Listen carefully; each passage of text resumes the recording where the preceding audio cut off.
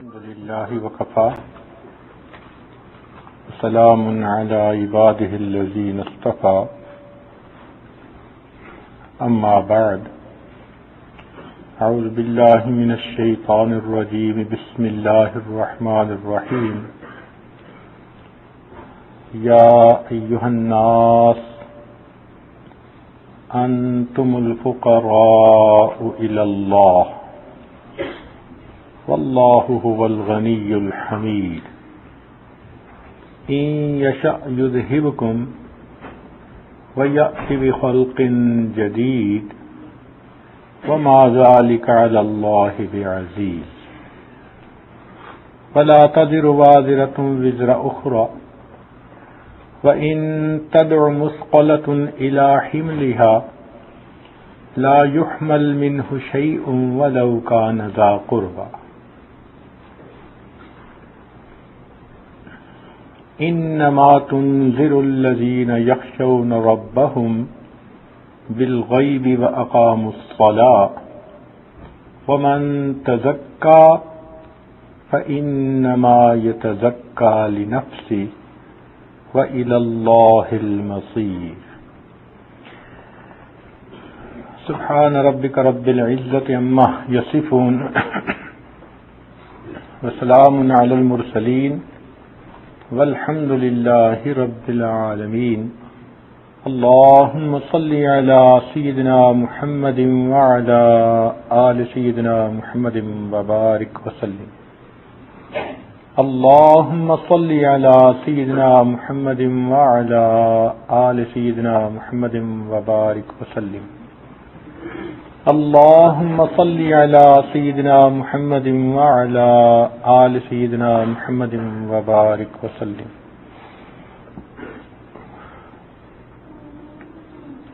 یا ایھا الناس،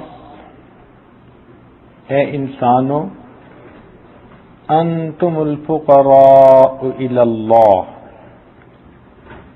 تم اللہ رب العزت کے محتاج ہو، واللہ هو الغنی الحمید، اور اللہ رب العزت بہت غنی اور حمید ہے۔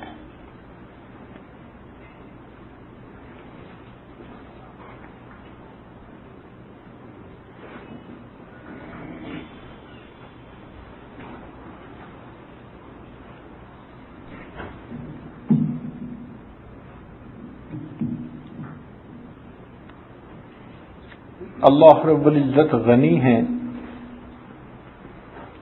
اور انسان محتاج ہے۔ اللہ رب العزت خزانوں کے مالک ہیں اور دینے والے ہیں، بندہ ہر خیر کا لینے والا ہے۔ انسان کی محتاجی کا یہ حال کہ اللہ رب العزت اگر ہمیں بینائی نہ دیتے ہم اندھے ہوتے، گویائی نہ دیتے ہم گنگے ہوتے، سماعت نہ دیتے ہم بہرے ہوتے، اللہ تعالیٰ صحت نہ دیتے ہم بیمار ہوتے، ہمیں کپڑے نہ دیتے ہم ننگے ہوتے، اگر اللہ رب العزت گھر نہ دیتے ہم بے گھر ہوتے، اگر اللہ رب العزت ہمیں رزق نہ دیتے ہم بھوکے پیاسے ہوتے، اگر اللہ رب العزت ہمیں عقل نہ دیتے ہم پاگل ہوتے، اللہ تعالی ہمیں اگر مال نہ دیتے تو ہم بھک منگے ہوتے، اگر اللہ رب العزت ہمیں اولاد نہ دیتے ہم لاولد ہوتے، اگر اللہ تعالی ہمیں عزت نہ دیتے ہم دنیا میں ذلیل ہوتے، اگر اللہ رب العزت ہمیں ایمان کی توفیق عطا نہ فرماتے تو ہم ایمان سے محروم ہوتے۔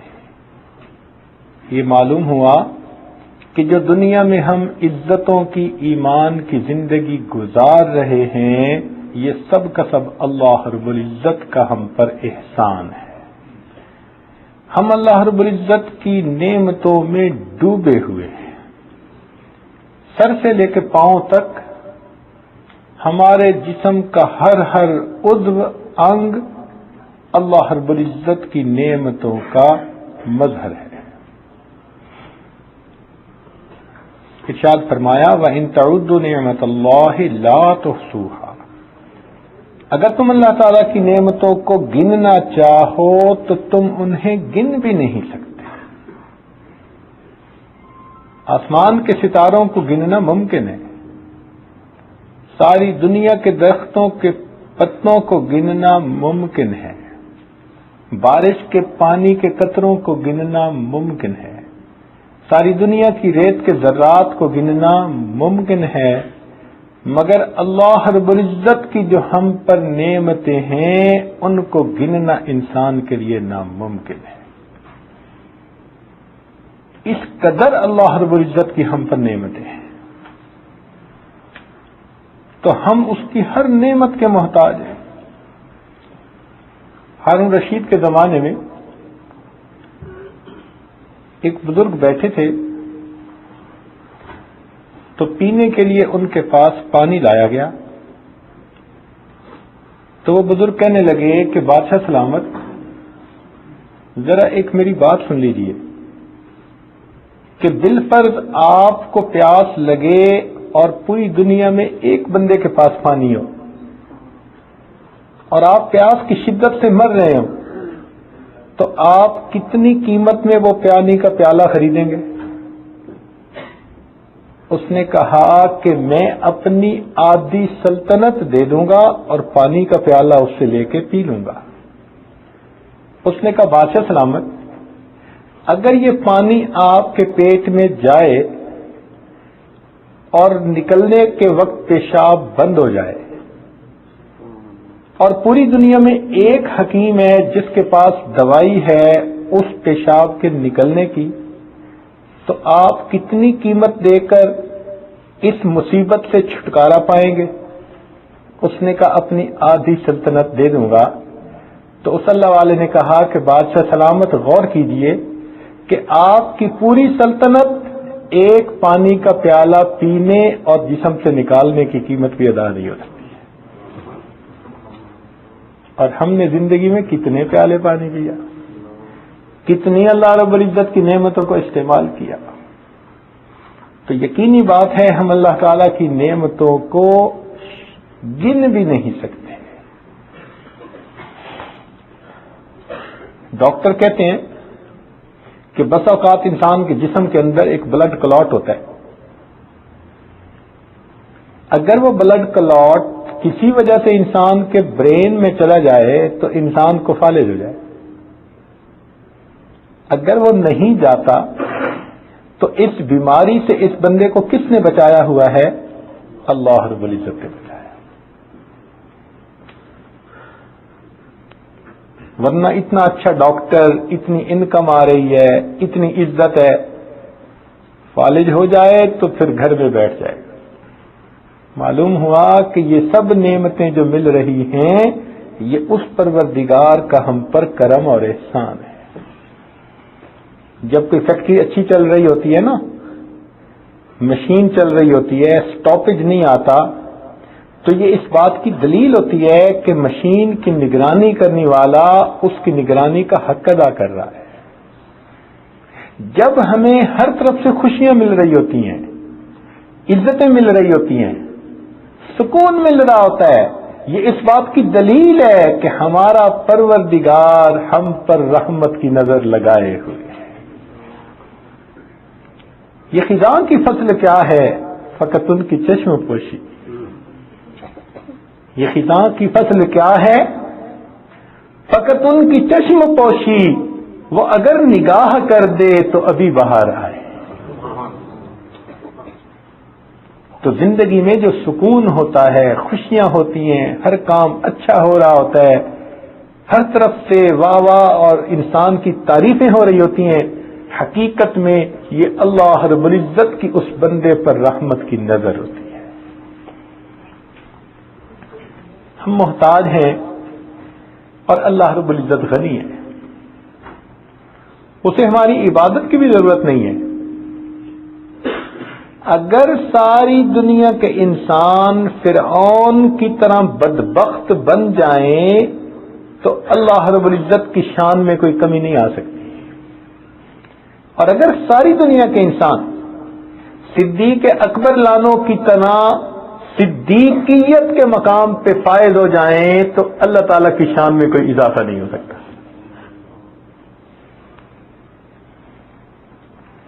وہ اللہ رب العزت غنی ہے.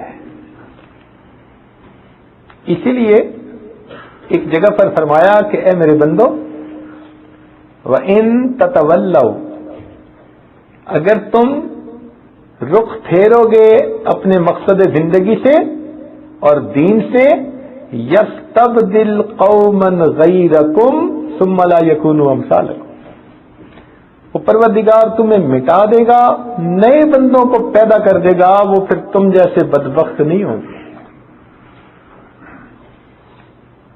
یہ بات ذہن میں رکھ لیجئے کہ مرضی ہر حال میں اللہ رب العزت ہی کی پوری ہوتی ہے. دیکھیے سیدنا آدم علیہ السلام چاہتے تھے کہ میں ہمیشہ جنت میں رہوں، یہ ان کے دل کی تمنا تھی، اور شیطان نے ان کے سامنے قسم کھائی تھی. وقاسمہما قرآن مجید میں ہے کہ شیطان نے قسم کھا کر کہا تھا کہ آپ اگر یہ دانہ کھائیں گے تو ملک لا یبلا، ایسی سلطنت ملے گی جو کبھی ختم نہیں ہوگی. تو ان سے بھول ہوئی. وہ چاہتے تھے کہ جنت میں رہیں اور اللہ تعالیٰ چاہتے تھے کہ ان کو دنیا میں بھیجیں. تو بالآخر مرضی کس کی پوری ہوئی؟ اللہ رب العزت کی پوری ہے. سیدنا نوح علیہ السلام طوفان کے وقت کھڑے ہیں، کشتی میں ہیں، بیٹا سامنے ہے. اب وہ چاہتے ہیں کہ میرا بیٹا کشتی میں سوار ہو جائے اور طوفان سے بچ جائے. چنانچہ بیٹے کو کہتے ہیں یا بنی ارکم معنا، اے بیٹے ہمارے ساتھ سوار ہو جا. اللہ تعالیٰ نہیں چاہتے تو مرضی کس کی پوری ہوئی؟ اللہ رب العزت کی پوری. سیدنا ابراہیم علیہ السلام اللہ رب العزت کے خلیل ہیں. بیٹے کو لٹا لیا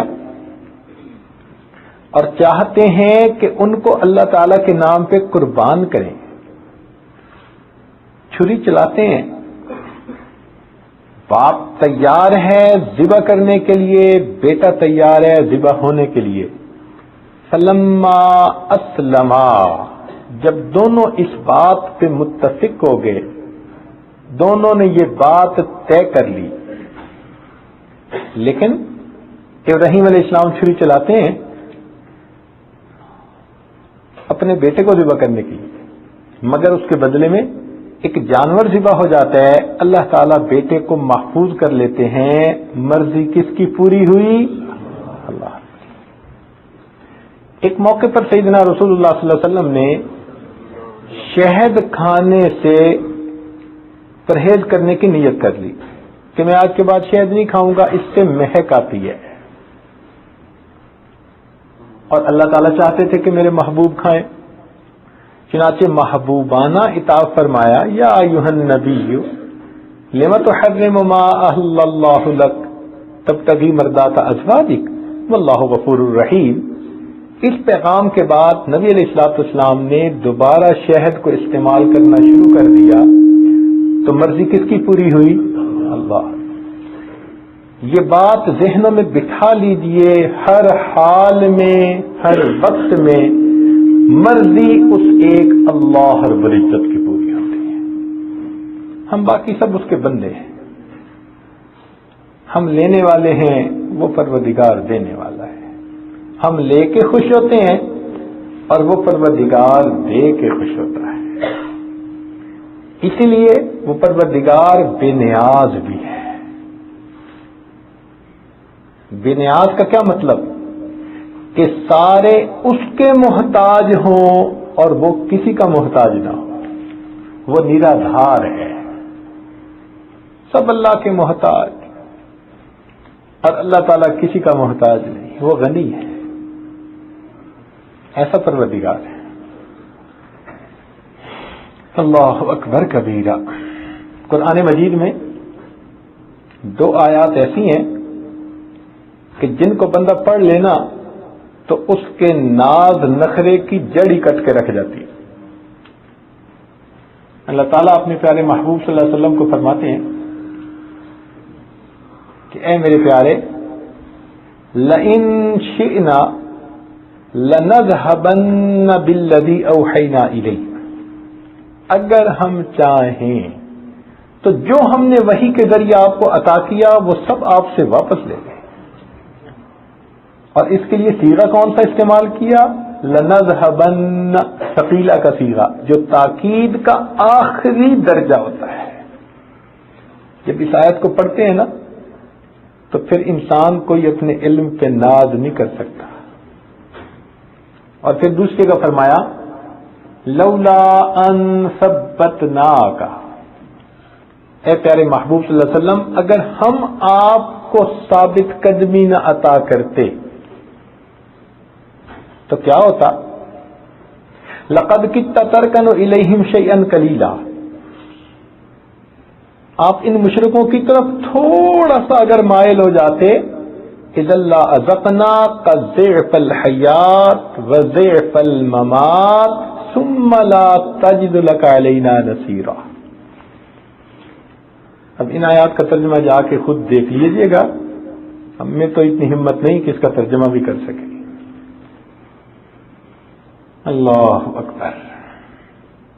تو جب یہ آیتیں پڑھتے ہیں نا تو ہل جاتا ہے بندہ، وہ پروردگار اتنا بے نیاز ہے. اللہ اکبر. تو یہ بات اچھی طرح ذہن میں بٹھا لیجئے کہ اللہ رب العزت غنی ہے اور انسان اللہ رب العزت کا محتاج ہے. ہر چیز میں ہم اللہ کے محتاج ہیں، ہر چیز میں ہم اللہ تعالیٰ کے محتاج ہیں. اب دیکھیے سانس آ رہا ہے تو جن لوگوں کو سانس کی بیماری ہوتی ہے کبھی ان بیچاروں کی حالت دیکھا کریں کہ سانس جب اکھڑتا ہے نا تو لگتا ہے کہ شاید اندر کا اندر رہے گا باہر کا باہر. اس وقت احساس ہوتا ہے کہ سانس کا اندر چلے جانا اور خیریت سے واپس اس کا نکل آنا یہ اللہ رب العزت کی کتنی بڑی ہم پر نعمت ہے. اب جب ہم اللہ تعالیٰ کے محتاج ہیں تو صاف ظاہر ہے کہ ہم ہر چیز میں اللہ تعالیٰ سے مانگیں گے. یہ مانگنا بھی سیکھنا پڑتا ہے. چنانچہ آج کی اس محفل کا اصل جو مضمون ہے وہ مانگنا سیکھنا. ہمیں مانگنا آ جائے. یہ ایک کتنا پیارا عنوان ہے کہ اگر ہمیں یہ نصیب ہو جائے نا تو ہماری سب مشکلات کا حل ہمیں حاصل ہو جائے. اللہ تعالیٰ سے مانگنا ہمیں آ جائے، اللہ تعالیٰ سے سوال کرنا ہمیں آ جائے. دیکھیے انسان جو سوال کرتا ہے نا اس کے مختلف انداز ہوتے ہیں. سب سے پہلا تو انسان علم حاصل کرنے کے لیے سوال کرتا ہے. شریعت نے، دین اسلام نے اس کو عبادت کا رتبہ دیا. چنانچہ ارشاد فرمایا فَاسْأَلُوا أَهْلَ الذِّكْرِ إِن كُنتُمْ لَا تَعْلَمُونَ. اب یہ فَاسْأَلُوا امر کا صیغہ، حکم دیا جا رہا ہے کہ اگر تم نہیں جانتے تو جو علم والے ہیں ان لوگوں سے تم پوچھو. تو سوال پوچھنے میں بندے کو کوئی شرم نہیں محسوس کرنی چاہیے. ہاں یہ ٹھیک ہے کہ کچھ شرائط ہیں، سوال برائے سوال سے منع کیا گیا. اپنی علمیت جتانے کے لیے اور دوسرے کو نیچا دکھانے کے لیے سوال پوچھنا اس کو منع کیا گیا. فرمایا لا تسألوا عن اشیاء ان تبد لکم تسؤکم. تو سوال کے بھی آداب بتائے گئے مگر سوال پوچھنے کو اچھا سمجھا گیا. چنانچہ حدیث پاک میں نبی اسلام نے ارشاد فرمایا شفاء العی السؤال، کہ جہالت گویا بیماری ہے اور اس بیماری کا علاج سوال کے پوچھنے میں ہے. تو شاگرد کو چاہیے کہ اگر کسی چیز کا نہیں پتا تو اپنے استاد سے پوچھے. اولاد کو چاہیے کہ نہیں پتا اپنے والدین سے پوچھے. یہ علم حاصل کرنے کے لیے سوال کرنا یہ ایک پسندیدہ عمل ہے، بلکہ ایک عبادت ہے. بلکہ حدیث پاک میں فرمایا کہ حسن السؤال نصف العلم، اچھے انداز سے سوال پوچھنا یہ بھی آدھا علم ہے. حدیث پاک میں آتا ہے کہ اگر کوئی بندہ محتاج ہے، فقیر ہے، کسی سے روٹی کا سوال کرتا ہے اور کوئی بندہ اس کے سوال کو پورا کر دیتا ہے تو اس سوال پر 3 آدمیوں کی مغفرت ہوتی ہے. جس بندے نے رزق کمایا اس کی بھی مغفرت، جس نے کھانا بنایا اس کی بھی مغفرت، اور جس نے اس فقیر تک وہ کھانا پہنچایا اللہ تعالیٰ اس کی بھی مغفرت کر دیتے ہیں. ایک محتاج کا سوال پورا کرنے پر 3 بندوں کی مغفرت. لیکن اگر کسی شاگرد نے اپنے استاد سے سوال پوچھا تو حدیث پاک میں آتا ہے کہ اس سوال کے پوچھنے پر اللہ تعالیٰ 4 بندوں کی مغفرت فرماتے ہیں. سب سے پہلے سوال پوچھنے والے کی مغفرت کر دی جاتی ہے. جس نے سوال پوچھا، روٹی کے سائل کی مغفرت کی بات نہیں کی، اس کی ضرورت ہی پوری ہو گئی. لیکن دین کا سوال پوچھنے والا جو طالب علم ہے، حدیث پاک میں فرمایا اس طالب علم کی بھی مغفرت، جس عالم استاد نے اس کا جواب دیا اس کی بھی مغفرت، جو سننے والے پاس بیٹھے ہوئے تھے ان کی بھی مغفرت، اور جو اس جماعت یا اس محفل کے قیام کا سبب بن رہے تھے وہ معاونین اگرچہ اپنے گھروں میں بیٹھے ہیں مگر ان کے قیام اور انعقاد کی وجہ سے گھر میں بیٹھے ان لوگوں کے بھی اللہ مغفرت فرما دیں گے. اس سے اندازہ لگائیے کہ دین کا علم حاصل کرنا اللہ تعالیٰ کو کتنا پسندیدہ ہے. اسی لیے صحابہ کرام رضوان اللہ علیہ مجمعین بسا اوقات نبی علیہ الصلوۃ والسلام سے کچھ باتیں پوچھ نہیں سکتے تھے تو اللہ رب العزت نے جبرائیل علیہ السلام کو بھیجا اور انہوں نے آ کے نبی علیہ السلام سے سوال پوچھا مل اسلام، مل ایمان، مل احسان، یہ سوالات پوچھوائے اللہ تعالیٰ نے. تو معلوم ہوا کہ یہ جو علم حاصل کرنے کے لیے سوال پوچھنا ہے یہ اللہ رب العزت کو بہت پسندیدہ چیز ہے. ایک انداز اور ہوتا ہے سوال کا کہ آدمی عبرت کے لیے کسی سے اس کے حالات پوچھتا ہے، یہ بھی ایک اچھا عمل ہے.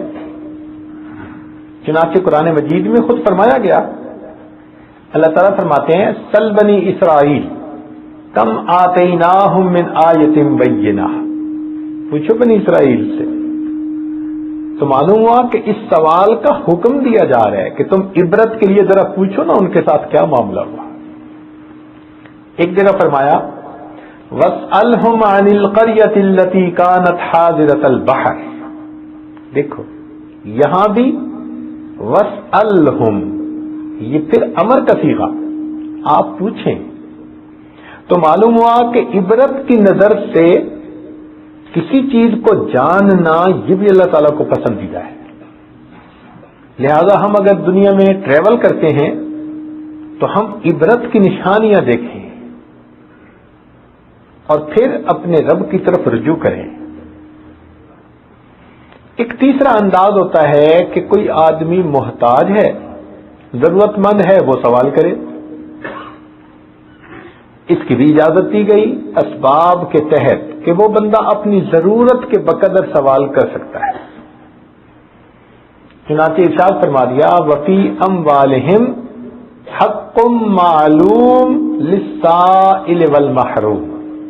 تو سائل کا حق رکھ دیا گیا بندے کے مال کے اندر کہ جن کو اللہ تعالیٰ نے دیا ہے اب اللہ تعالیٰ کے دیے ہوئے میں سے وہ ان سائلین کو بھی عطا کر دیں جو مانگنے کے لیے آتے ہیں، محتاج ہوتے ہیں. اللہ رب العزت نے محتاج کا لحاظ رکھا. ہاں جو بغیر عذر کے مانگے اس کو وعید سنا دی گئی. چنانچہ جو آدمی بغیر کسی عذر کے مانگنے کا عادی ہو، حدیث پاک میں آتا ہے قیامت کے دن اللہ تعالیٰ کے سامنے اس طرح پیش ہوگا کہ اس کے چہرے کے اوپر گوشت نہیں ہوگا، چہرے کی رونق کو ختم کر دیا جائے گا. یہ غیر کے آگے ہاتھ پھیلاتا تھا، آج اس کے چہرے کی رونق کو ختم کر دیا گیا. نبی علیہ الصلوۃ والسلام نے بعض صحابہ کرام سے بیعت لی کہ تم کسی سے سوال نہیں کرو گے. ان میں صدیق اکبر بھی شامل تھے. وہ فرماتے ہیں کہ ہم لوگ اس کی اتنی پابندی کرتے تھے کہ اگر کوئی آدمی اونٹ پہ سوار ہوتا اور اس کا جو ہے درہ عصا کوئی نیچے چیز گر جاتی تو وہ کسی کو یہ بھی نہیں کہتا تھا جی اٹھا کے دو، کہ یہ بھی سوال بنتا ہے. خود نیچے اترتے تھے، اس کو اٹھا کر پھر اونٹ پر سوار ہوتے تھے.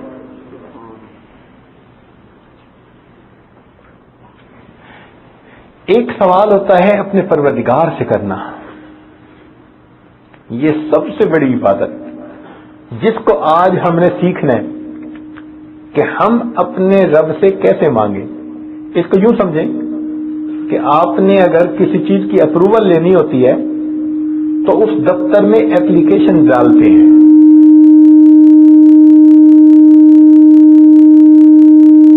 وہ اپلیکیشن لکھنا یا اپلیکیشن بھرنا وہ بھی ایک علم ہوتا ہے. اور جس بندے کو اچھی اپلیکیشن بھرنی آ جائے تو عام طور پہ اپروول بھی جلدی مل جاتی ہے. اللہ رب العزت اتنے کریم ہیں، اتنے مہربان ہیں کہ انہوں نے اپنے دربار سے مانگنے کا طریقہ بھی خود سکھا دیا، اپلیکیشن بھرنے بھی سکھا دی. چنانچہ قرآن مجید میں جو سورہ فاتحہ ہے اس کا نام ہے ایک تعلیم المسئلہ، یعنی سوال کرنے کا انداز اللہ نے اس میں سمجھایا کہ میرے بندوں مجھ سے مانگنے کا یہ طریقہ ہے. چنانچہ اس سورت کا ایک نام ہے فاتحۃ الکتاب، یعنی کتاب کی ابتدا یہاں سے شروع ہو رہی ہے، اوپننگ یہاں سے ہو رہی ہے. حدیث پاک میں آتا ہے کہ جو کچھ پہلی آسمانی کتابوں میں تھا وہ سب کچھ قرآن مجید میں آ گیا. جو قرآن مجید میں تھا وہ سب کا سب سورہ بقرہ میں آ گیا، اور جو کچھ سورہ بقرہ میں تھا وہ سب کا سب سورہ فاتحہ میں آ گیا. تو سورہ فاتحہ گویا تمام آسمانی کتابوں کی تعلیمات کا نچوڑ ہے، لب لباب ہے. اس لیے اس کا ایک نام ہے ام الکتاب. ام کا لفظ عربی میں استعمال کر دیتے ہیں بنیاد کے لیے. مثال کے طور پہ والدہ کو ام کہتے ہیں کہ وہ تمام اولاد کی بنیاد ہوتی ہے، اس میں ماں اولاد شامل ہوتی ہے. جھنڈے کو بھی عربی میں ام کہتے ہیں کیونکہ وہ سب کو جمع کرنے والا ہوتا ہے. مکہ مکرمہ کا ایک نام ہے ام القری، سب بستیوں کی ماں، اس لیے کہ وہ سب بستیوں کا مرکز ہے. تو اس کا نام ام الکتاب کہ یہ ایسی صورت ہے جو تمام صورتوں کی جامع ہے. اس صورت کا ایک نام ہے اساس القرآن، تو واقعی یہ قرآن مجید کی بنیاد بھی ہے.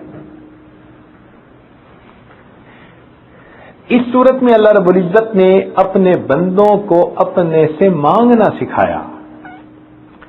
اسی لیے یہ صورت ایسی ہے کہ اس کو ہر رکعت میں پڑھا جاتا ہے.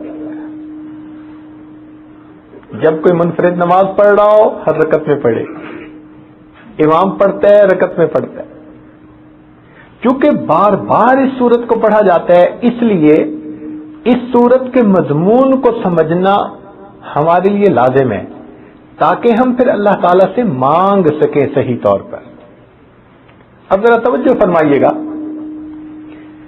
کہ یہ صورت شروع ہوتی ہے الحمدللہ رب العالمین، الحمد کے لفظ سے کہ تمام تعریفیں اللہ کے لیے ہیں جو تمام جہانوں کا پروردگار ہے۔ حمد سے شروع ہوئی، اور دیکھیے کہ اللہ تعالی ہی ہر حمد کے لائق ہے، سب تعریفیں اللہ کے لیے۔ ذرا توجہ فرمائیے گا، وہ اس طرح سے کہ دنیا میں کوئی بندہ کسی کی بھی تعریف کرے، حقیقت میں وہ اللہ کی تعریف کر رہا ہوتا ہے۔ آپ بتائیں، اگر کوئی آدمی بلڈنگ اچھی بنائے تو کوئی آدمی اگر بلڈنگ کی تعریف کرے تو وہ حقیقت میں کاریگر کی تعریف کر رہا ہوتا ہے۔ تو جس طرح بلڈنگ کی تعریف کاریگر کی تعریف ہوتی ہے، یہ پوری کائنات اللہ رب العزت نے بنائی، لہذا کائنات کی جس چیز کی بھی تعریف کی جائے گی، حقیقت میں وہ تعریف پروردگار کی ہو رہی ہے۔ تو تمام تعریفیں حقیقت میں اللہ تعالی کی تعریفیں ہیں۔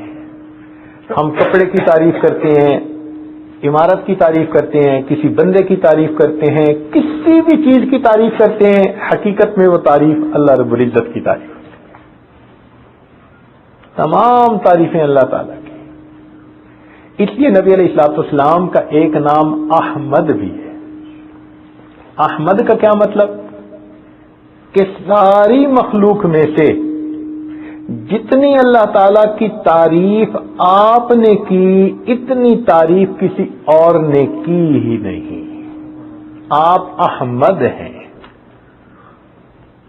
اور واقعی صحیح بات ہے کہ نبی علیہ الصلوۃ والسلام نے جو تعریف کی اور کرنی اپنی امت کو سکھائی، تو امت جب تک تعریفیں کرتی رہے گی یہ نبی علیہ الصلوۃ والسلام کی ہی تعریف ہو جائے گی۔ تو آپ احمد ہیں۔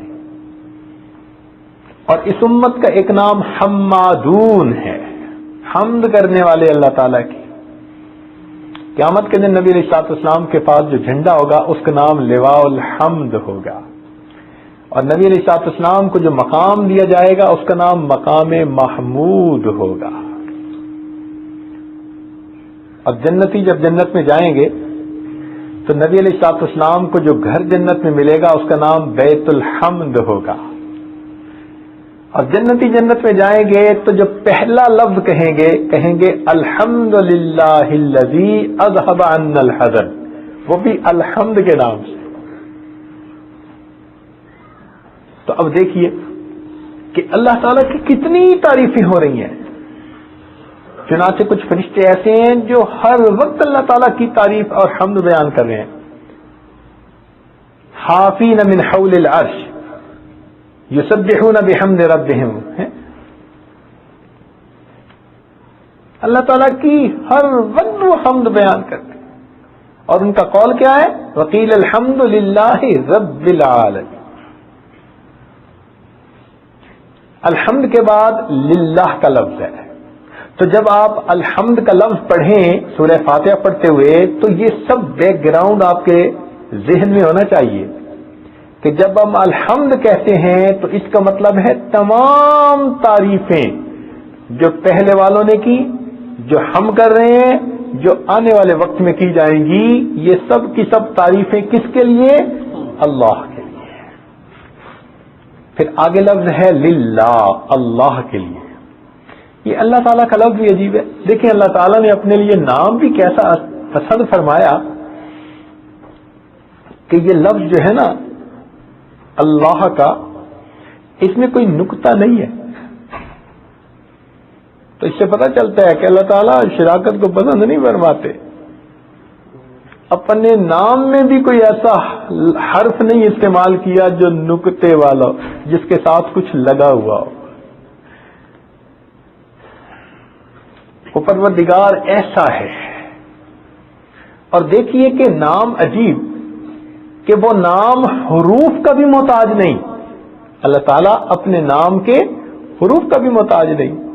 فرض کرو کہ اللہ کا لفظ ہے، اس میں سے اگر کوئی بندہ الف کو ہٹا دے تو جو کچھ باقی بچے گا وہ بھی اللہ کی طرف اشارہ کرے گا۔ اگر الف ہٹا دیں تو باقی کیا بچ جاتا ہے؟ للہ. تو للہ کا اشارہ کس کی طرف؟ وَلِلَّهِ مَا فِي السَّمَاوَاتِ وَالْأَرْضِ. پھر بھی اشارہ اللہ کی طرف. اچھا ایک لام ہٹا دیں, الف بھی ہٹا دیں, لام بھی ہٹا دیں, اور ایک لام بچ جائے تو باقی کیا بچا؟ لہو. للہ میں سے ایک لام اور نکال دیں تو باقی کیا بچا؟ لہو. تو لہو کا اشارہ کس کی طرف؟ اللہ کی طرف. ایک لام اور بھی نکال دیں تو باقی کیا بچا؟ ہو. تو ہو کا اشارہ کس کی طرف؟ واہ میرے مالک, آپ نے نام بھی اپنے لیے کیسا پسند فرمایا کہ آپ نام کے حروف کے بھی محتاج نہیں. جو حرف بچتا ہے وہ بھی اللہ کی طرف اشارہ کر رہا ہوتا ہے. یہ عجیب نام ہے, اللہ اکبر کبیرہ.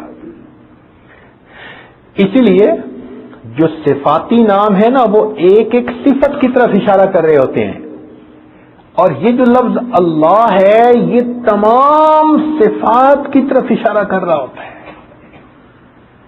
اسی علماء نے لکھا ہے کہ کلمے میں اللہ تعالیٰ نے اپنے اس نام کو پسند فرمایا, الحمد لا الہ الا اللہ. تو اللہ کا نام لیا, کلمے میں بھی یہ نام لکھا. اور امام اعظم ابو حنیفہ رحمۃ اللہ علیہ فرماتے تھے کہ اللہ تعالیٰ کے ناموں میں سے ایک نام اسم اعظم ہے حدیث پاک کے مطابق, اور وہ فرماتے تھے کہ یہی اللہ کا نام اسم اعظم ہے. مگر فرمایا کرتے تھے کہ اس نام کو اگر ایسی زبان لے کہ جس دل میں کوئی غیر نہ ہو تو پھر اس زبان سے نکلا ہوا نام اسم اعظم کا اثر دکھاتا ہے. اگر دل میں غیر بھرا پڑا ہو تو پھر زبان سے اللہ اللہ کہتے بھی پھر تو اثر نہیں ہوتا. ایسا دل جس میں غیر نہ ہو, جو غیر سے خالی ہو, جب اس زبان سے اللہ کا نام نکلتا ہے تو پھر اس کے اثرات نظر آتے ہیں. یہ ایسا ہی ہے جیسے کہ حضرت عیسیٰ علیہ الصلوۃ والسلام فرماتے تھے قم باذن اللہ, تو مردے تھوڑی دیر کے لیے زندہ ہو جاتے تھے. اور آج ہم اگر کہیں قم باذن اللہ تو الفاظ تو وہی ہیں لیکن سویا ہوا بندہ بھی نہیں جاگتا. تو الفاظ میں تو کوئی تبدیلی نہیں, معلوم ہوا کہنے والی زبان میں فرق ہے. اسی طرح ہم بھی اللہ کا نام لیتے ہیں, لیکن چونکہ ہمارے دل میں غیر کی محبت ہوتی ہے, غیر کا بھرا ہوا ہوتا ہے معاملہ, اس لیے اثرات نہیں ہوتے. اللہ والے اسی اللہ کے لفظ کو لیتے ہیں اور اس کے اثرات نمایاں جاتے ہیں. آپ دیکھیے نبی علیہ الصلوۃ والسلام ایک درخت کے نیچے آرام فرما رہے ہیں. ثمامہ بن اسال ایک کافر تھا, وہ پہنچ گیا, اس نے تلوار کو اٹھایا. نبی علیہ السلام کی آنکھ کھلی, کہتے ہیں میں یمنعک منی یا محمد صلی اللہ علیہ وسلم. تو نبی علیہ السلام نے جواب میں کیا فرمایا تھا؟ اللہ. فقط اللہ کا لفظ کہا, اس بندے پر ایسی تاثیر ہوئی کہ وہ کانپنے لگا حتیٰ کہ تلوار اس کے ہاتھ سے گر گئی. نبی علیہ السلام نے اس کو اٹھا لیا, فرمایا میں یمنعک منی. اب بتاؤ تمہیں کون بچائے گا؟ اب لگا منتیں کرنے, آپ تو بڑے اعلیٰ اخلاق والے ہیں, فلاں والے ہیں. نبی علیہ السلام نے فرمایا اچھا چل میں نے تجھے معاف کر دیا, جاؤ. جاتے نہیں. نبی علیہ السلام نے پوچھا کہ کیوں نہیں جاتے؟ کہنے لگے آپ نے تو معاف کر دیا, اب آپ مجھے کلمہ پڑھا دیجئے, اللہ بھی مجھے معاف فرما دے. کلمہ پڑھ کے مسلمان ہو جاتے ہیں. تو اللہ کے نام سے تاثیر ہوتی ہے. آگے فرمایا رب العالمین. رب کا لفظی مطلب ہوتا ہے کسی کی پرورش کرنے والا. یہ مخلوق کے لیے بھی استعمال ہوتا ہے, اللہ کے لیے بھی استعمال ہوتا ہے. مگر مخلوق جو تربیت کرتے ہیں نا, جیسے ماں باپ بچے کی کرتے ہیں, وہ محدود وقت کے لیے, محدود لوگوں کے لیے. اور اللہ تعالیٰ جو مربی ہے تو وہ زمان اور مکان کی قید سے بلند و بالا ہے. وہ ہمارے بھی رب ہیں, ہم سے پہلے والوں کے بھی تھے, جو ہمارے بعد آئیں گے وہ ان کے بھی رب ہیں. ماضی میں بھی تھے, حال میں بھی ہیں, مستقبل میں بھی رہیں گے. اللہ رب العزت ہر ایک کے مربی ہے. چنانچہ اس کی ربوبیت, ہر ایک کے لیے. وہ کس کو پالنے والا ہے؟ ہر ایک کا پالنے والا. فقط انسانوں کا پالنے والا نہیں، حیوانوں کا، درندوں کا، چرندوں کا، حتیٰ کہ دنیا میں جس کو بھی زندگی ملی ہے، وہ چاہے چھوٹے کیڑے کیوں نہ ہو، بڑے جاندار کیوں نہ ہو، چھوٹے سے بڑے تمام جانداروں کا پالنے والا کون؟ اللہ رب العزت ہے. اور آگے فرمایا عالمین، تمام جہانوں کا پروردگار ہے.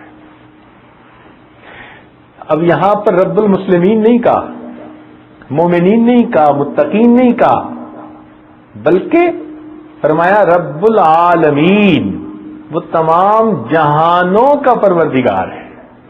تو جب ہم پڑھ رہے ہوتے ہیں الحمدللہ رب العالمین، تو ہمیں یہ ذہن میں رکھنے چاہیے معنی کہ تمام تعریفیں اس اللہ کے لیے ہیں جو تمام جہانوں کا پروردگار ہے.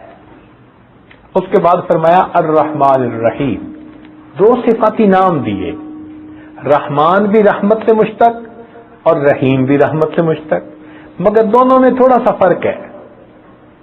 رحمان کی رحمت عموم ہے سب کے لیے، بندوں کے لیے، اور رحیم کی رحمت خاص ہے ایمان والوں کے لیے.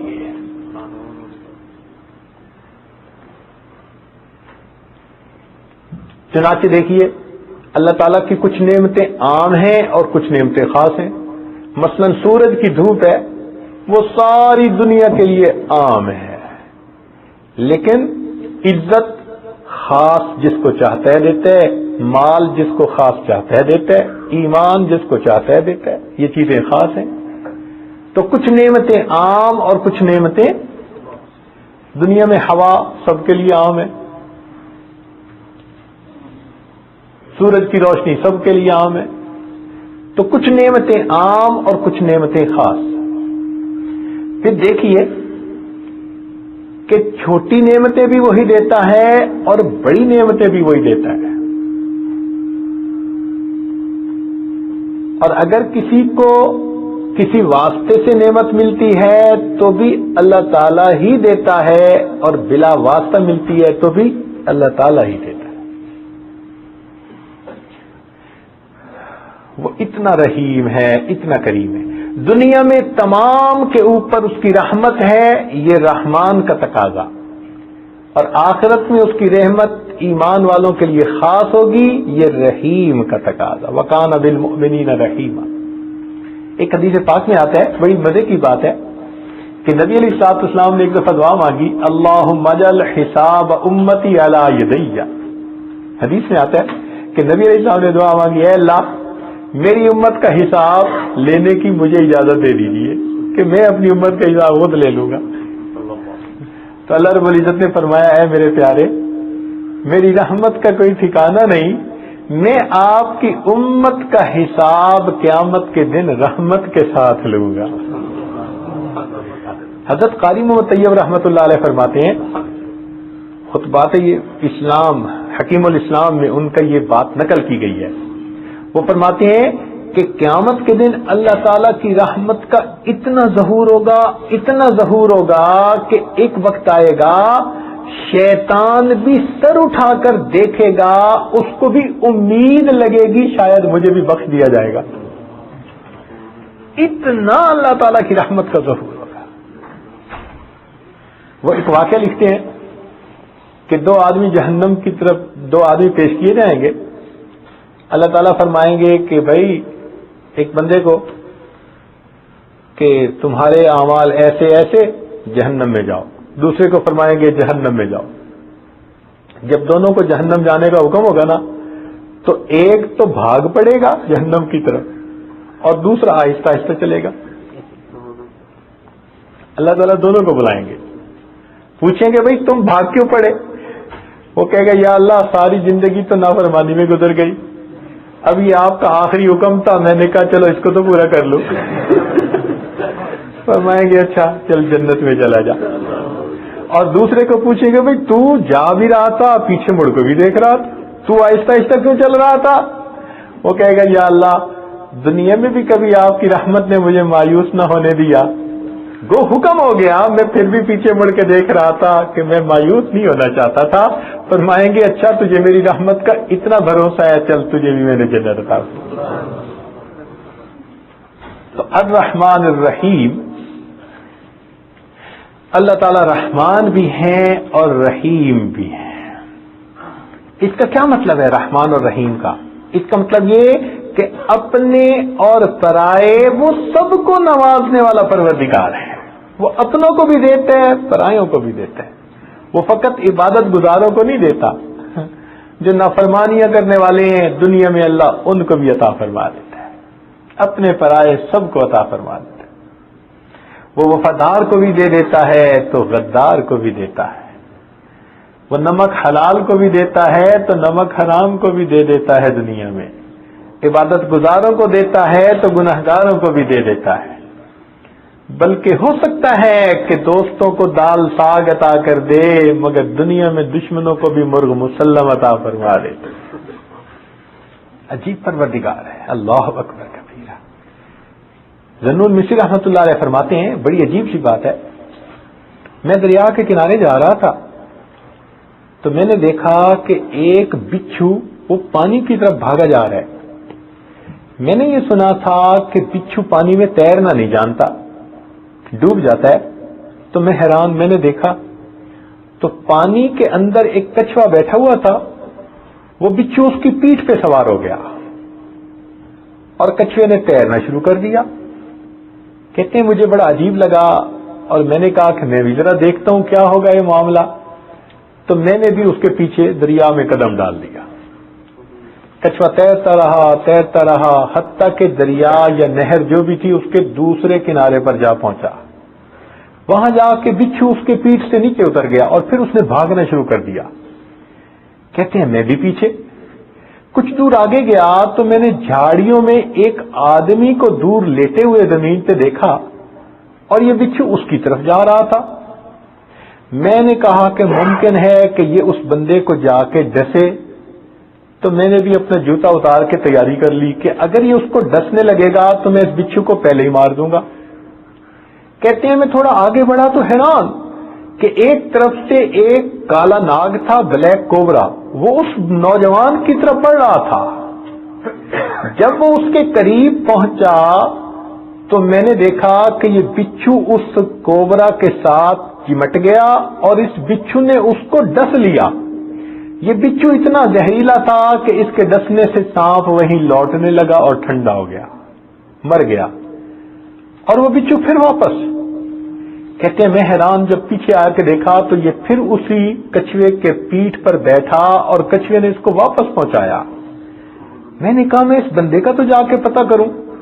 کہتے ہیں جب میں اس بندے کے پاس گیا تو میں نے دیکھا کہ اس کے منہ سے شراب کی بو آ رہی تھی۔ میں نے اس کو جگایا، وہ اٹھ بیٹھا۔ میں نے کہا او نوجوان، تو اللہ کی نافرمانیاں کر رہا ہے اور شراب پی کے گہری نیند سو رہا ہے، تو اپنے پروردگار کی رحمت کو دیکھ، وہ جاگ جاگ کے تیری جان کی حفاظت کر رہا ہے۔ میرے دوستو، ہم گناہ کر کر کے سو جاتے ہیں، وہ پروردگار پھر بھی جاگ جاگ کے ہماری حفاظتیں فرماتا ہے۔ کتنا کریم پروردگار ہے، کتنا رحیم پروردگار ہے۔ اور الرحمن الرحیم کا ایک مطلب اور بھی ہے کہ اے بندو، وہ اپنے اور پرائے سب کو نوازتا ہے تو وہ غصے سے نہیں عطا کرتا، وہ پیار سے عطا کرتا ہے۔ کئی دفعہ بندہ دیتا ہے نا غصے سے، فقیر آیا نا مانگنے کے لیے، پہلے کا نہیں ہے، اس نے پھر مانگا تو دینے والا دیتا ہے مگر غصے سے دیتا ہے کہ جا جان چھوڑ۔ الرحمن الرحیم کا کیا مطلب ہے کہ وہ پروردگار وہ غصے سے نہیں دیتا، وہ پروردگار رحمت سے پیار سے عطا کر دیتا ہے۔ اس لیے کہ مخلوق سے مانگے تو مخلوق ناراض ہوتی ہے۔ آپ کسی سے ایک دفعہ مانگے وہ دے دے گا، 2 دفعہ مانگے وہ دے دے گا، 30 دفعہ مانگے تو وہ ناراض ہوگا، اور 4تھی دفعہ تو نہ ہی کر دے گا، کہے گا جی آپ میرے پاس آیا ہی نہ کریں۔ تو معلوم ہوا کہ مخلوق سے جتنا مانگیں وہ اتنا ناراض ہوتی ہے، مگر اللہ کا معاملہ اور ہے، اس سے جتنا مانگیں وہ پروردگار اتنا خوش ہوتے ہیں۔ بلکہ جو بندہ ہر چیز اللہ سے مانگے، ہر وقت اللہ سے مانگے، ہر حال میں اللہ سے مانگے، اللہ رب العزت اس بندے کو اپنا ولی اور اپنا دوست بنا لیتے ہیں۔ فرماتے ہیں یہ میرا دوست ہے، یہ میرے غیر کی طرف آنکھ نہیں اٹھاتا، ہر چیز مجھ سے مانگتا ہے، ہر وقت مجھ سے مانگتا ہے۔ اور مخلوق سے مانگنے کا تو کیا، مخلوق کے پاس جاؤ نا تو وہ پوچھتے ہیں کیا لائے ہو، اور اللہ کے در پہ جاؤ تو اللہ تعالیٰ پوچھتے ہیں میرے بندے کیا لینے کے لیے آئے ہو۔ کتنا فرق ہے بھائی میرے دوستو، جہاں جائیں گے لوگوں کو غرض کا بندہ پائیں گے، بے غرض ذات ایک پروردگار کی ہے، وہ بے غرض ذات ہے، اس لیے ہم جب بھی مانگیں اپنے پروردگار سے لیں گے۔ دنیا کے پاس جائیں گے تو کچھ لے کے جانا پڑے گا، پروردگار وہ ذات ہے کہ جس کے پاس خالی ہاتھ بھی جائیں گے تو دامن بھر کے واپس آئیں گے۔ اس لیے فرمایا الرحمن الرحیم۔ پھر آگے ایک بات فرما دی کہ مالک یوم الدین، وہ مالک ہے قیامت کے دن کا۔ اب یہاں پر مفسرین نے عجیب نکات لکھے ہیں کہ ایک قرأت ہے ملک یوم الدین، بادشاہ ہے قیامت کے دن کا، اور ایک ہے مالک یوم الدین، تو بڑی اس کی تفصیل لکھی، مگر ہمارے اکابر نے مالک کے لفظ کو یہاں ایڈاپٹ کیا اور اس کو پڑھا۔ وہ فرماتے ہیں موٹی سی بات کہ ملک کے 3 حرف ہیں، مالک کے 4 حرف ہیں، اور ہر حرف پر چونکہ کئی نیکیاں ملتی ہیں، لہذا مالک کے لفظ کی قرأت کریں گے تو زیادہ ثواب ملے گا۔ اور واقعی بھائی اللہ تعالیٰ مالک ہے قیامت کے دن کا، یہ نہیں کہا قیامت کے دن کا منصف ہے، جج ہے، قاضی ہے، اس لیے کہ جج اور قاضی بھی اصولوں کا پابند ہوتا ہے، وہ کسی کی فیور کرنا چاہے تو نہیں کر سکتا۔ اللہ تعالیٰ نے اپنے آپ کو جج اور قاضی نہیں کہا، بلکہ کہا میں مالک ہوں، او میرے گناہگار بندو، اگر میری طرف رجوع کرو گے تو میں جو عطا کرنا چاہوں گا عطا کرنے کا میں اختیار رکھوں گا۔ تو قیامت کے دن کا وہ مالک ہے۔ اللہ اکبر، حدیث پاک میں آتا ہے کہ اللہ تعالیٰ قیامت کے دن فرمائیں گے لمن الملک اليوم، آج کے دن کس کی بادشاہی ہے؟ کوئی جواب نہیں دے سکے گا، ہزاروں سال گزر جائیں گے، پھر خود ہی فرمائیں گے للہ الواحد القہار۔ پھر جب یہ بات کر لی تو یہاں تک اللہ رب العزت نے اپنے 4 نام استعمال فرمائے، ایک اللہ کا نام للہ، ایک رب کا نام، ایک الرحمن اور ایک الرحیم، یعنی 4 نام استعمال ہو چکے تھے پھر مالک یوم الدین کا۔ تو اس میں بتلایا کہ اے میرے بندو، بات یہ ہے کہ میں اللہ ہوں تمہیں پیدا کرنے والا، رب ہوں تمہیں پالنے والا، اور رحمان ہوں تمہیں گناہوں کے باوجود پردے دینے والا، تمہاری ستاری کرنے والا، اور میرے بندو میں رحیم بھی ہوں کہ گناہوں کے باوجود تم میری طرف رجوع کرو گے تو تمہاری توبہ کو بھی میں ہی قبول کرنے والا۔ تو معلوم ہوا کہ ابتدا سے انتہا تک ہم اپنے رب ہی کے محتاج ہیں ہر معاملے میں۔ اس لیے فرمایا مالک یوم الدین، میں قیامت کے دن کا بھی مالک ہوں، دنیا میں بھی تمہاری ضرورت کو میں پوری کرتا ہوں، اور قیامت کے دن بھی میں ہی تمہاری ضرورتوں کو پورا کرنے والا ہوں۔ اس کے بعد پھر اللہ رب العزت نے ایک بات فرمائی کہ ایاک نعبد و ایاک نستعین، اے اللہ آپ ہی کی ہم عبادت کرتے ہیں اور آپ ہی سے ہم مدد مانگتے ہیں۔ اس میں عبادت کا تذکرہ پہلے اور مدد کا تذکرہ بعد میں، اس لیے کہ انسان عبادت کرتا ہے تب اللہ تعالیٰ کی مدد اترتی ہے. یہ مسئلہ بتا دیا کہ تم عبادت کرو گے تو اللہ تعالیٰ کی مدد تمہارے اوپر اترے گی. یہ ایک پرومز ہے اللہ اور بندے کے درمیان. اللہ تعالیٰ اپنے بندے سے وعدہ مانگتے ہیں اور یہاں پر صیغہ ایسا استعمال کیا جو حال اور مستقبل دونوں کے لیے. اے اللہ ہم آپ کی عبادت کرتے ہیں اور کرتے رہیں گے, آپ ہی سے مدد مانگتے ہیں اور ہمیشہ آپ ہی سے مدد مانگتے رہیں گے.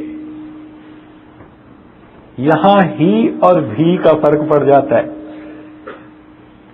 دیکھیں, ہم اللہ تعالی ہی کی عبادت کرتے ہیں اور مشرک لوگ کیا کہتے ہیں, ہم اللہ تعالی کی بھی عبادت کرتے ہیں.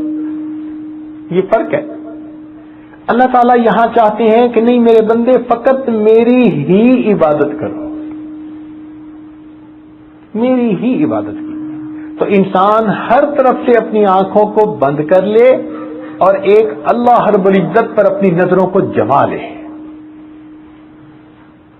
دیکھیں اس معاملے میں انسان کا اپنا کیا حال ہے. اگر فرض کرو اس کی بیوی کہے جی میں آپ کی بھی بیوی ہوں, تو کوئی خاوند برداشت کرے گا؟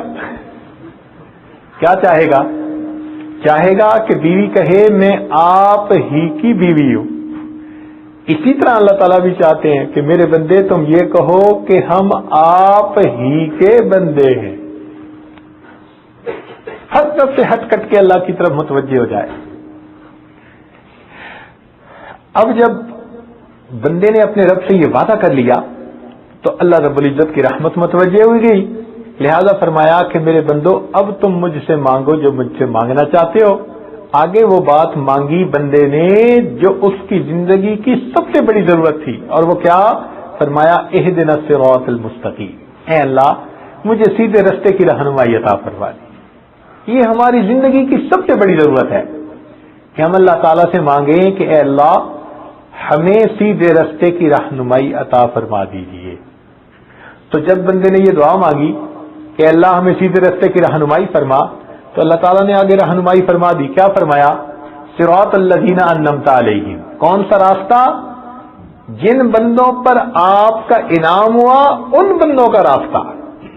اب ذرا یہاں ایک بات توجہ سے سنیے کہ آسان کام تھا کہ جب بندے نے کہا تھا اہدنا الصراط المستقیم, اے اللہ سیدھے رستے کی رہنمائی فرما, تو اللہ تعالیٰ فرماتے تھے ٹھیک ہے صراط القرآن والحدیث, قرآن اور حدیث کا راستہ. نہیں نہیں نہیں, یہاں ایسی کتاب کی بات نہیں کی گئی. کیا بات کی, صراط الذین آگے بندوں کو پیش کیا, زندہ نمونوں کو پیش کیا کہ اے میرے بندو جن پر میرا انعام ہوا ان کا راستہ تمہیں چاہیے. تو یہاں سے پتہ چلتا ہے کہ انسان ہمیشہ ان بندوں کے راستے پر چلے گا تبھی اللہ تعالیٰ کو خوش کر پائے گا. تو پھر بندوں کے پیچھے چلنے کو ہی تو تقلید کہتے ہیں. پیچھے چلنے سے ہی کام بنے گا, ان کے راستے پہ چلنا. جو لوگ کہتے ہیں نا جی ہم کسی کے پیچھے نہیں چلتے, تو بھائی قرآن الحدیث و سننا کہہ دیتے, صراط القرآن والحدیث کہہ دیتے. نہیں, صراط الذین, اللہ کے بندوں کے نمونے بتلائے, ان جس راستے پہ یہ لوگ چلے ہیں تم اس راستے پہ چلو. یہ جو سیدھا راستہ ہے نا, یہ بہت اللہ رب العزت کی رحمت ہے اگر وہ کسی کو عطا فرما دے. ایک بات سمجھ لینا کہ عبادت فقط اللہ رب العزت کا حق ہے. عبادت کیا ہوتی ہے؟ عبادت وہ ہوتی ہے کہ جو بندوں کے لیے بندگی کا نشان ہو, اس کو عبادت کہتے ہیں. کسی کو انسان چاہے, کسی کو انسان چاہے اور اس کے ساتھ امید بھی ہو, خوف بھی ہو اور اس سے محبت بھی ہو. جب یہ تین چیزیں اکٹھی ہو جائیں نا تو اس کو عبادت کہتے ہیں. چنانچہ اللہ تعالیٰ قرآن مجید میں فرماتے ہیں کہ اولئک الذین یدعون یبتغون الی ربہم الوسیلہ ایہم اقرب، ایہم اقرب، دیکھو قرب بھی چاہتے ہیں، وَيَرْجُونَ رَحْمَتَهُ وَيَخَافُونَ عَذَابَهُ، تو تین صفتیں بتائی گئی. جب تین صفتیں کسی چیز میں پیدا ہو جائیں تو وہ عبادت بن جاتی ہے، اور یہ عبادت اللہ تعالیٰ کی امانت ہے. فقط اللہ رب العزت ہی اس بات کے حقدار ہیں کہ بندہ اپنے رب کی عبادت کرے. اس لیے کہتے ہیں کہ ایک بدو تھا، وہ آیا اور اس نے نماز پڑھی، اور اس دوران اس کی اونٹنی کہیں کھل گئی تھی. وہ باہر آیا تو اونٹنی کو دیکھا کہ اونٹنی نہیں ہے، تو اس نے دعا مانگی کہ اللہ میں نے تو آپ کی امانت ادا کر دی، میری امانت کا کیا بنا. تو جیسے ہی اس نے یہ دعا مانگی، دوسری طرف سے اس نے دیکھا کہ ایک جانور اس کے اونٹ کے پیچھے لگا ہوا تھا، اور اونٹ بھاگتا بھاگتا اس کی طرف آ رہا تھا. جب اس کے قریب آیا تو اس نے اپنے اونٹ کی رسی کو پکڑ لیا اور وہ جانور واپس جنگل میں چلا گیا. اللہ تعالیٰ نے اس کی امانت اس کے پاس پہنچا دی. اس لیے کہتے ہیں ہو جس میں عبادت کا دھوکہ، مخلوق کی وہ تعظیم نہ کر، جو خاص خدا کا حصہ ہے بندوں میں اسے تقسیم نہ کر. تو ہم بندوں سے امیدیں نہ لگائیں، کس سے امید لگائیں؟ اسی علامہ اقبال نے کہا تھا بتوں سے تجھ کو امیدیں، خدا سے نہ امیدی. بتوں سے تجھ کو امیدیں، خدا سے نہ امیدی، مجھے بتا تو صحیح اور کافری کیا ہے. اس لیے ایک اللہ رب العزت سے ہمیں امیدیں لگانی چاہیے. تو اب دیکھیے کہ جب فرمایا اہدنا الصراط المستقیم، تو یہ سیدھا راستہ. اللہ تعالیٰ بھی ہمیں اسی بات کی نصیحت فرماتے ہیں. چنانچہ فرمایا الم اعہد الیکم یا بنی آدم اللہ تعبدوا الشیطان انہ لکم عدو مبین وان اعبدونی، اور ایک میری ہی عبادت کرو، ھذا صراط مستقیم، یہ ہے سیدھا راستہ. تو دیکھو ہم جو دعا مانگتے ہیں نا اہدنا الصراط المستقیم، تو قرآن مجید نے خود وضاحت کر دی کہ یہ سیدھا راستہ کون سا راستہ ہے؟ وان اعبدونی، ایک میری ہی عبادت کرو، ھذا صراط مستقیم، یہ سیدھا راستہ ہے. اللہ اکبر. اور حضرت عیسیٰ علیہ السلام جو تشریف لائے تو انہوں نے بھی یہی تعلیم دی. چنانچہ قرآن مجید میں ہے کہ انہوں نے ایک جگہ اللہ رب العزت کی بارے میں تفصیل کر کے کہا کہ ان اللہ ربی و ربکم، اللہ میرا بھی رب ہے تمہارا بھی رب ہے، فاعبدو، اس کی عبادت کرو، ھذا صراط مستقیم، یہ ہے سیدھا راستہ. اور نبی علیہ الصلوۃ والسلام اللہ رب العزت کے خلیل ابراہیم علیہ السلام وہ جس راستے پر چلے، سبحان اللہ، وہ بھی سیدھا راستہ. اللہ تعالیٰ فرماتے ہیں کہ وجتباہ وہداہ الی صراط مستقیم، اور نبی علیہ الصلوۃ والسلام جس راستے پر تھے وہ بھی سیدھا راستہ. چنانچہ فرمایا یاسین والقرآن الحکیم انک لمن المرسلین علی صراط مستقیم، سیدھا راستہ. تو اس راستے کو ہم اللہ تعالیٰ سے مانگتے ہیں.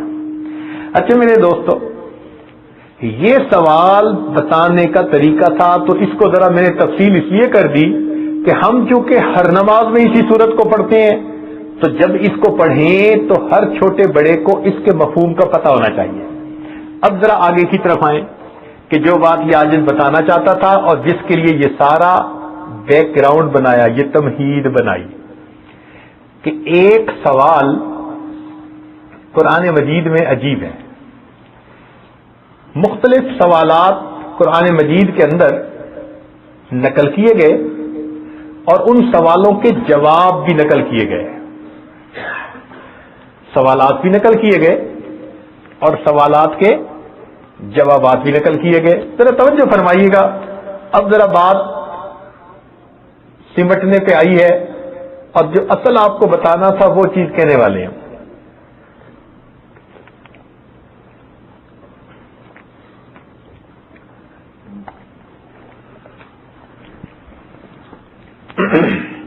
جی، قرآن مجید میں مختلف سوالات پوچھنے والوں نے پوچھے تو اللہ تعالی نے اس کے جوابات اپنے پیارے محبوب صلی اللہ علیہ وسلم کی زبان سے دلوا دیے. یہ بڑا سمجھنے کا نقطہ ہے. مثال کے طور پر سوال پہلے پوچھوایا گیا یسألونک عن الروح، اے محبوب یہ آپ سے روح کے بارے میں سوال پوچھتے ہیں، اور آگے فرمایا قل الروح من امر ربی، قل آپ فرما دیجئے، یعنی سوال کا جواب اپنے محبوب کی مبارک زبان سے دلوا رہے ہیں. یسألونک کے لفظ سے پہلے سوال اور پھر قل کے لفظ سے محبوب کی زبان سے اس کا جواب دلوایا گیا. یہ ایک ترتیب ہے قرآنی. ایک جگہ فرمایا یسألونک عن المحیض قل هو اذن، تو دیکھیے وہی ترتیب ہے کہ یسألونک سے پہلے سوال اور پھر قل کے لفظ سے اس کا جواب دلوایا. آگے فرمایا یسألونک عن الیتامی قل اصلاح لہم خیر، تو دیکھو یسألونک کے لفظ سے سوال اور پھر قل کے لفظ سے اس کا جواب محبوب کی زبان سے دلوایا. یسألونک عن الاہلہ، تو یسألونک کے ذریعے سے چاند کے بارے میں سوال اور پھر آگے قل ہی مواقیت للناس والحج، قل کے لفظ سے اس کا جواب دلوایا گیا. تو یعنی یہ ایک قرآنی ترتیب ہے کہ یسألونک کے لفظ سے سوال بتلایا گیا اور پھر قل کے لفظ سے اس کا جواب دلوایا گیا. مگر ایک سوال ایسا کہ جب اس سوال کی باری آئی تو رب کریم نے سوال کے جواب کا انداز بدل دیا. وہ سوال کیسا عجیب ہوگا؟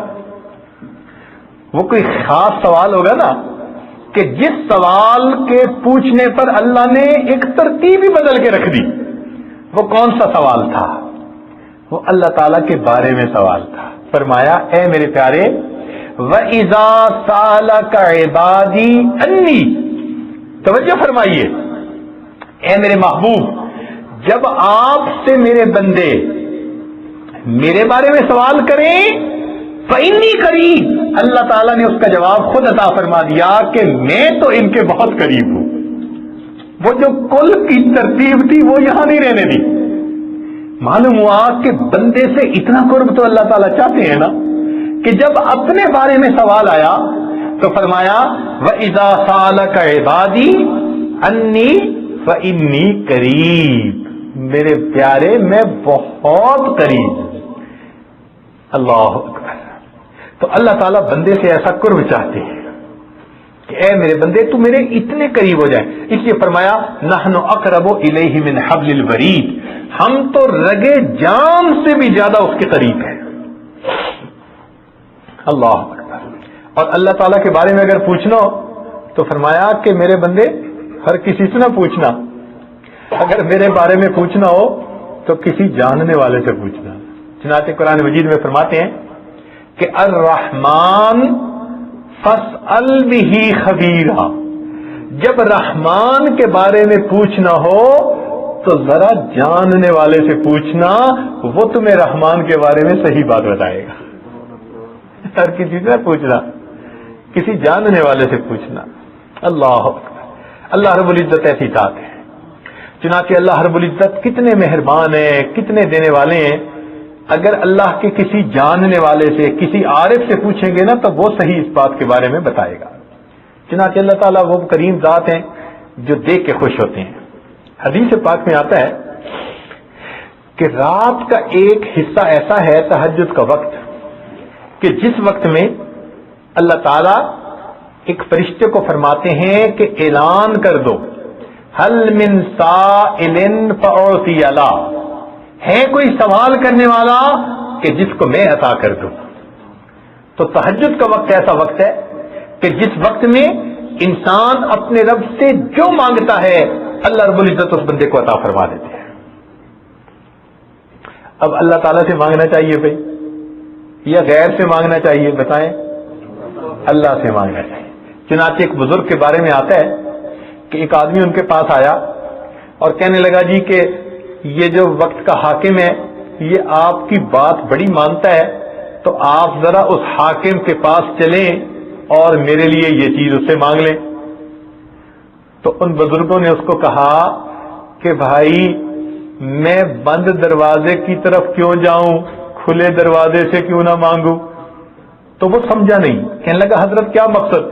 کہنے لگا حاکم پہ در پہ جاؤں گا تو دروازہ بند ملے گا، آؤ ہم مل کے اللہ سے مانگتے ہیں، یہ وہ در ہے جو کبھی بند نہیں ہوتا۔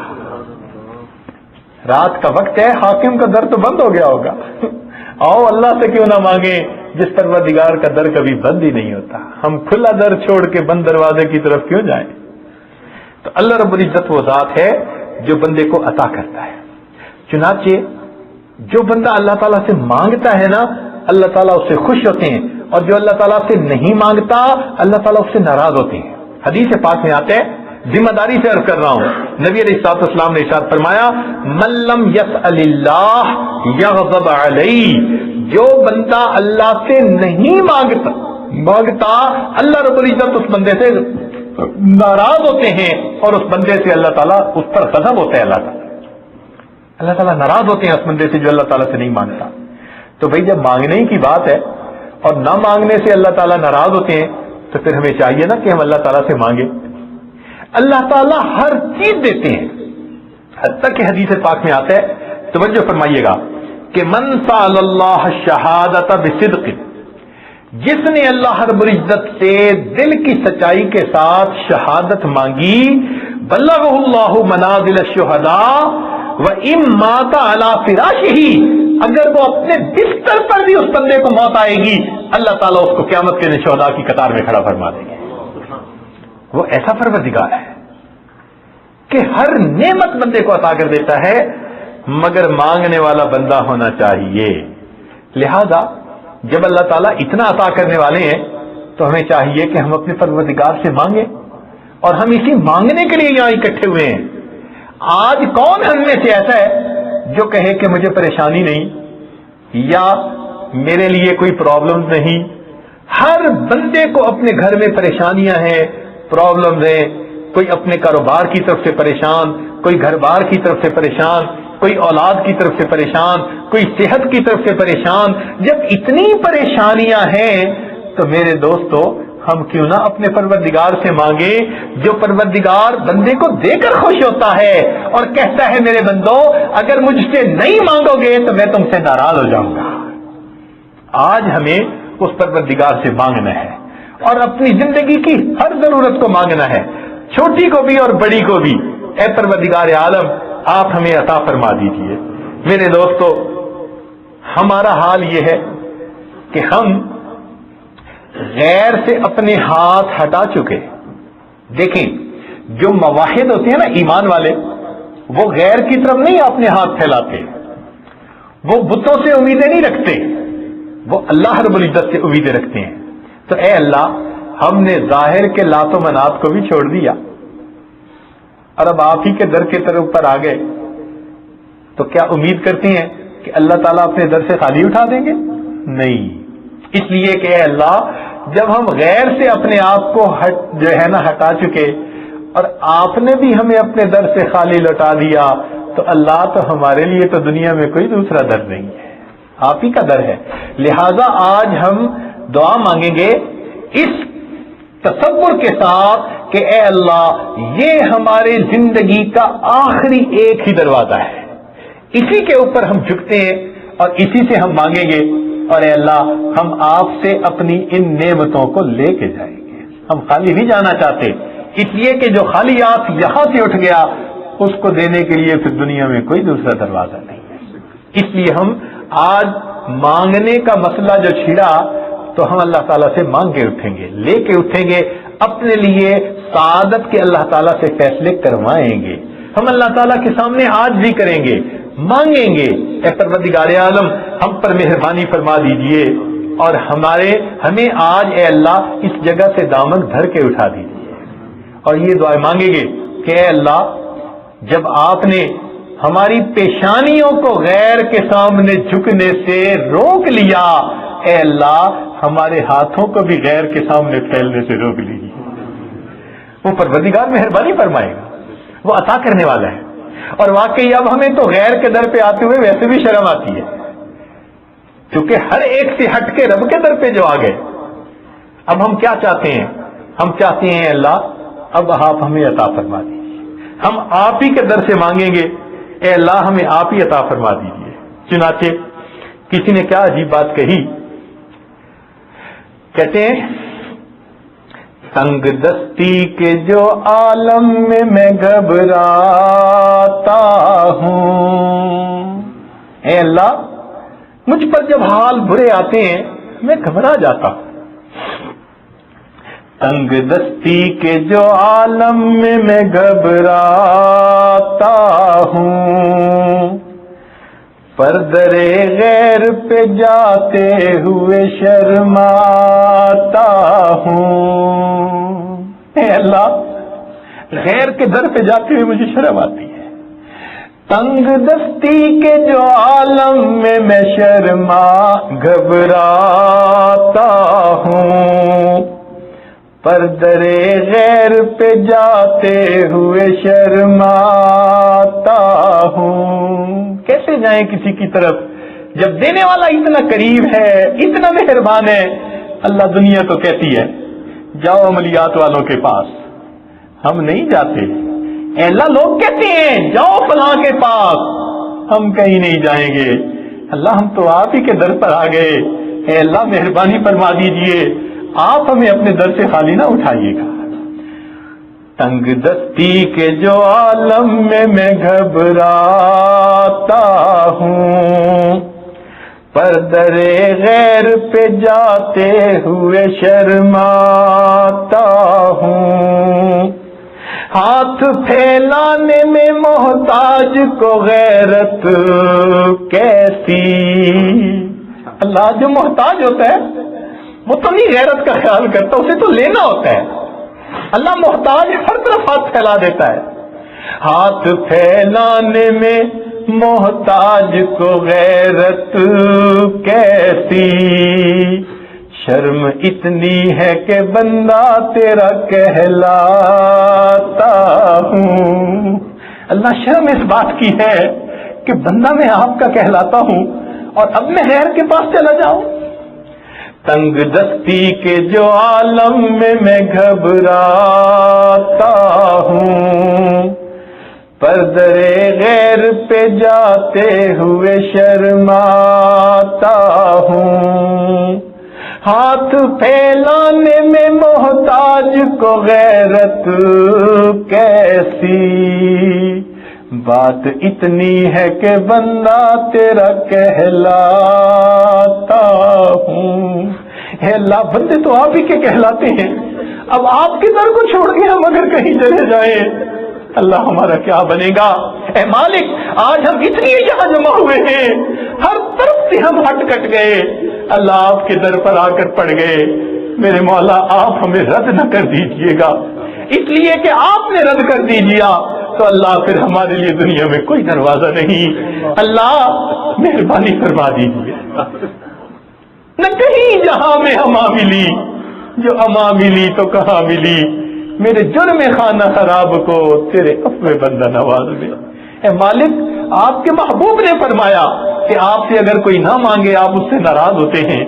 آپ کے محبوب صلی اللہ علیہ وسلم نے بتلایا جو آپ سے ہر چیز مانگے آپ اسے اپنا دوست بنا لیتے ہیں۔ اللہ ہم محتاج ہیں، آپ غنی ہیں۔ آپ نے ارشاد فرما دیا یا ایھا الناس انتم الفقراء الی اللہ واللہ هو الغنی الحمید۔ اللہ ہم محتاج ہیں، آپ غنی ہیں، اب آپ ہمیں عطا فرما دیجئے۔ اے میرے مالک ہم آپ ہی کی کتاب پڑھتے ہیں، اس کتاب میں یہ لکھا ہوا ہے وَأَمَّا السَّائِلَ فَلَا تَنْهَرْ۔ اے محبوب سوالی کو جھڑکی نہ دیجئے، انکار نہ کیجئے۔ اللہ جب ہم کمزور ہیں ہمیں حکم ہے کہ ہم سوالی کو انکار نہ کریں۔ اللہ ہم بھی تو آپ کے در کے سوالی ہیں، آپ ہمیں انکار نہ فرمائیے۔